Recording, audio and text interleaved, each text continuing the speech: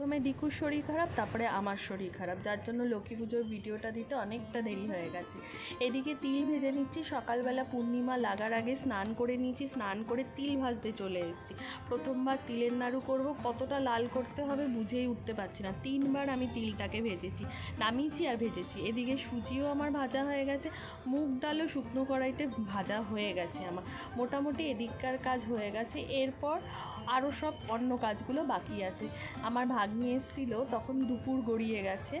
ও এসেছিলো আলপনা দিতে। বললাম কি আমার হাতে হাতে একটু লুচিটা বেলে দেবে, তো যথারীতি ও আমাকে লুচি বেলে দিচ্ছে, আর আমি এদিকে লুচি ভাজছি। অনেক লুচি ভাজতে হবে, কারণ দুধ লুচি হবে আর এদিকে লুচি সুজিও হবে। তো ও আমাকে একটুখানি হেল্প করে দিল। ওকে দেখে না আমার ছোটোবেলাকার কথা মনে পড়ে গেছে।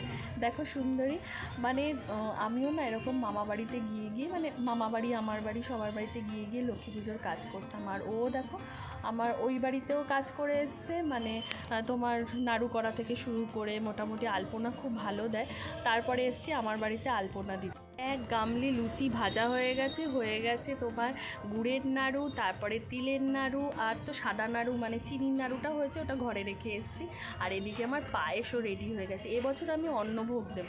আমার শাশুড়ি মা না কোনো দিন অন্নভোগ দেয়নি, কিন্তু আমাকে কোনো দিন বাধা দেয়নি পুজোর কাজে। বলেছে তোমার যেটা ইচ্ছা করে তুমি সেটা করবে, আমাকে কোনো দিন নিয়মে বেঁধে দেয়নি। যার জন্য আমার এবছর ইচ্ছা হয়েছে যে মা লক্ষ্মীকে আমি ভোগ দেব। তো যেহেতু আমার বাড়িতে প্রথম বছর পুজো, তাই আমার ইচ্ছা হলো ভোগ দেওয়ার। আর প্রথম বছর ভোগ দিতে গিয়ে আমি হয়ে গেছি ভ্যাবাচেকা। শাশুড়ি মাকে বললাম একটু সবজিটা কেটে দাও, শাশুড়ি মা 12টার সময় এসে। আর এই দেখো ভাগ্নি লুচি ভাজা হয়ে গেছে, আর এদিকে দেখো কি সুন্দর আলপনাটা দিয়েছে, যেটা শুকালে আরও সুন্দর লাগবে। বিকেল 4টে গড়িয়ে গেছে, আর দেখো ভাগ্নি আমার মুখ লুকাচ্ছে। আরে বাবা, এখনই পাত্রপক্ষ যোগাযোগ করছে না, চিন্তা নেই। যাই হোক, আর এইদিকে এবার আমাদের পড়তে যতক্ষণ টাইম, ঠাকুরমশাই আসে 2 মিনিটে পুজো সেরে একদম হংবং চং করে চলে গেল। এত খারাপ লাগে না। যাই হোক, মাকে আমার সাধ্যমতো আমি গুছানোর চেষ্টা করেছি, যার মধ্যে ফল প্রসাদ আছে, 3 রকমের নাড়ু আছে, লুচি সুজি আছে, দুধ লুচি আছে, সিন্নি আছে, আর এদিকে ভোগ দিয়েছি খিচুড়ি, আলুর দম, 5 রকম ভাজা, 4টি পায়েস। হ্যাঁ, আর ওদিকে ঠান্ডা ভোগটা হচ্ছে তোমার ডাল মাখা, চাল মাখা। এদিকে আমার পিসি শাশুড়ি চলে এসছে, সুন্দরী সেজে গুজে চলে এসছে, আমার শাশুড়ি মা এসছে। আর পুজো শেষে আমার যা কাজ, আমি পাঁচালি পড়ছি, আমার ননদও সেজে গুজে চলে এসছে।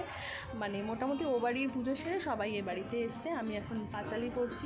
আমার এই ছোট্ট আয়োজনটা তোমাদের কেমন লাগলো অতি অবশ্যই কমেন্টস করে জানিও।